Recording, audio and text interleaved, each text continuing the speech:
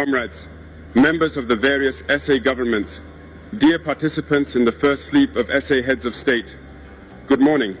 It was a great pleasure and an honor to be here today.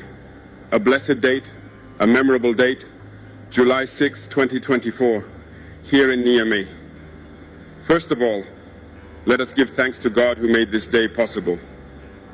We thank Him for everything He has done for us until today, and everything He will do for the people of the AES.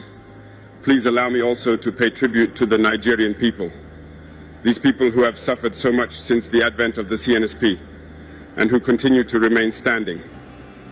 Thank you to the Nigerians who gave us a warm welcome yesterday when we set foot on the soil of our homeland here. You are more than friends, you are more than neighbors, you are our brothers, you are our sisters. Because fraternity goes beyond friendship or neighborhood. We have the same blood flowing through our veins. In our veins runs the blood of these valiant warriors who fought and who reserved these lands that we call Mali, Burkina, and Niger. In our veins runs the blood of these valiant warriors who helped the whole world get rid of Nazism and many other scourges. In our veins runs the blood of these valiant warriors who were deported from Africa to Europe, America, Asia, or whatever, and who helped build these states during slavery. In our veins flows the blood of worthy men, of robust men, of capable men. And for this, let us be proud and thank you for being a national of the AES. Africa, this continent which has suffered so much and which continues to suffer because of the imperialists. These imperialists have only one cliché in mind: Africa is the empire of slaves. This is how they see Africa. For them, Africans belong to them. Our land belongs to them. Our basements belong to them. They have never been able to change software until today. It's deplorable. But how does he do it? It is unfortunately since the 1960s that these 6,000 acres of independence were given to Africa. They just placed local valleys at the head, according to them, of their sub-prefecture to be able to continue to supply them. These local valleys that we are going to describe today as living room slaves have no other guide than to seek to live like the master, to satisfy the master, and to do everything that the master dictates. They steal, they plunder our states, take everything to the master, and their wealth is kept with the master. They do everything to live like their master and always satisfy him. When the master commands, they execute. Do you know who these parlor slaves are? We will explain to you what it is. These are individuals who have no dignity, who have no morals, who have no personality. But the slave master always knew how to identify these individuals. They are always ready to betray their brother to satisfy the master. They have betrayed us since independence, and others continue to betray us until today for the benefit of their master. These individuals always continue against all odds to plunder Africa, to help the master to plunder Africa. They like to say it every year. In their economic survey, Burkina is the poorest country, Mali is the poorest country, Niger is the poorest country. We are ranked among the last. All right, if we are as poor as they say, but when the time came to take responsibility, we asked these masters to leave the place. Why don't they want to leave? Because we take the case of Niger. For more than 40 years, certain countries have exploited uranium to produce energy at home. From Ottawa to Paris, the streets are illuminated. It's light. But in Niger, it's darkness. Security that served us. When you go to our states, our soils are drilled all over to search for precious metals such as gold. But often, there is not even the slightest accessible road to reach areas where they exploit some basic social services. This is why we decided to revolt and take the destiny of our countries into our own hands.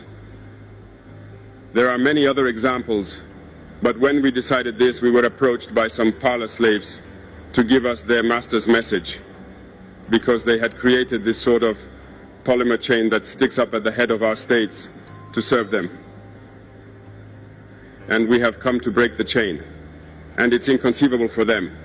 They therefore approached us and asked us to join the ranks to form part of the elite who must lead Africa because they have a trained and formatted elite who must follow, who are embedded in this chain. We refused to join their ranks, and from then on, hostilities began. They have led several mercenaries, trainers, and agents into our areas who have descended into the Sahel to hope to carry out barbaric, cowardly attacks against our populations, to hope to revolt them. In addition to these attacks on the ground, communicational attacks, manipulation, disinformation, etc., are full in their souls. But the people of the Sahel have understood, and we will never be able to manipulate them again. They know where they come from, they know what they are doing, and they know where they are going. We are not going to allow this anymore. People are awake, and people are fighting today, not for ourselves, but for generations to come. And thank you all for the fight that is being fought. It never makes us cry. We are not going to tremble. We will face. We will fight for real independence, for our freedom. Because to scare the people of the AES, these individuals only have 3 terms in their mouths: democracy, freedom, human rights. Of course, their local values are only elected in a democratic process, free and transparent to, according to them, their values. What could be more normal that people want to impose this on us because they are the ones who make the rules, all right? We decided to take responsibility for ourselves.